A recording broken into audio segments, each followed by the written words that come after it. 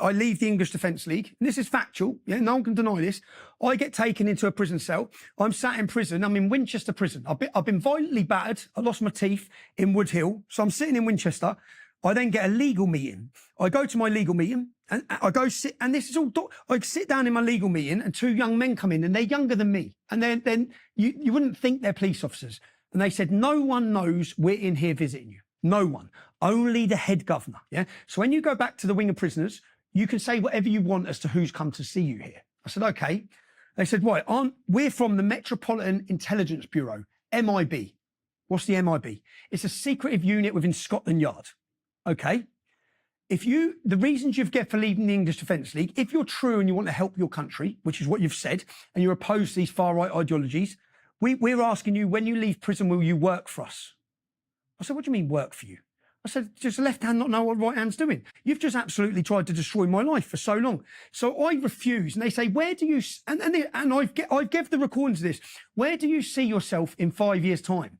And at this time in my life, I'd had enough about talking about Islam. I've been battered in jail. I've lost everything. I've been to jail, but I was in prison, but I'd managed to hold on to the 7 properties my wife had, that my wife and me had.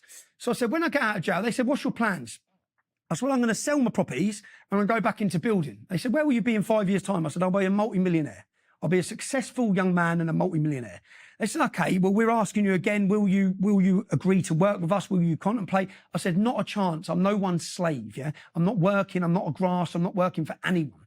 I leave prison, yeah? So I come out of prison. I'm driving. And again, I put the recordings.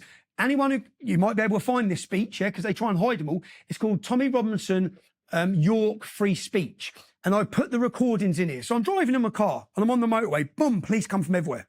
I'm shut down.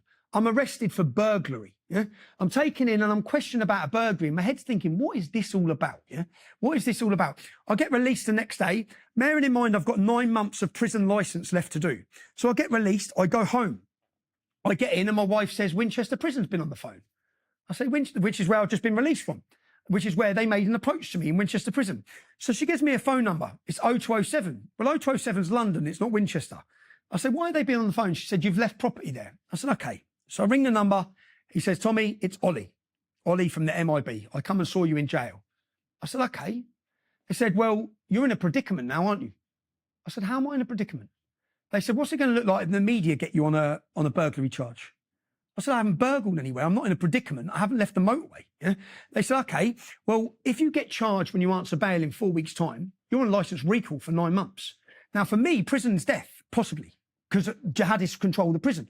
So I sat there and I swear to God, I cried my eye. I come off the phone. They said, all you have to do is agree to have a meeting with us. I said, I'm never having a meeting with you. Yeah? I hung up the phone. I cried my eyes out. I said, what am I meant to do here? What am I meant to do? And if you look at every single terrorist that's gone on to commit acts of jihad in our country, they've all had prior involvement with our security services.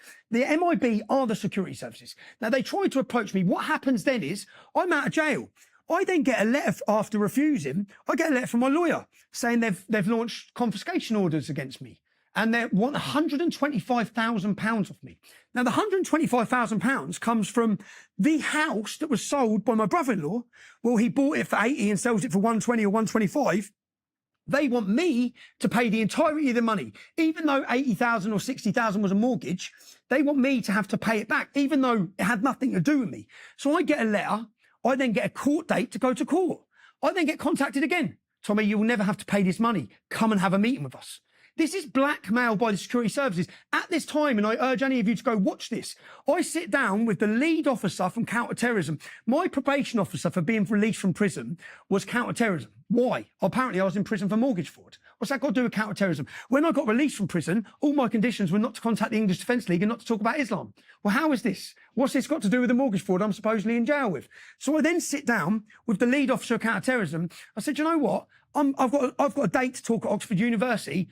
I'm blowing the lid on this. Yeah, this is blackmail by the security services to get me to blackmail me in position to work for them. I'm blowing the lid. 2 days before I'm due to talk at Oxford University, boom, I'm a licence recalled. I'm put back in prison for 28 days on a recall. And they used the fact that someone threatened to rape my mum. I went online and posted saying, well, you don't need to look for me because that's what the threat said. And it was on Twitter. I'll be here tomorrow. And I gave where I'd be if you want to come and find me. They use that to license recall me. I spend 28 days in custody. I come out of jail. I sit down with my probation officer again. I'm pretty stubborn, if anyone hasn't noticed. I refuse to back down. So I said, I've arranged to talk at Oxford University. You're not going to stop what I'm doing here, yeah? Watch my speech at Oxford University. Do you know how it starts? If you watch it from 2015. The speech, she sits down, they come back to me, and they give me a list of things I'm not allowed to talk about or I'll end up in jail. Islam, the police, security services. Yeah. So I said, so I don't have free speech. Now, if you watch my speech from 2015 at Oxford University, what I say is the speech I wanted to give you, I'm not allowed to give you. I've been threatened with prison if I come and tell you my whole speech was going to be about the British police state and how they operate. And I'm now not allowed to do that. So the security services have been looking since 2015 saying, well, how do we deal with this guy? Yeah. Because I sold my house. You know, I paid them £125,000. I paid them I had to sell everything and give them £125,000 or be in their pocket forever. And I refused to be in their pocket. So when we talk about the different cases, that's my mortgage fraud. The passport case, it wasn't actually an Irish passport. I went to America. To your American audience, I apologise for disregarding your laws. But in 2011 or 12, I come to the United States.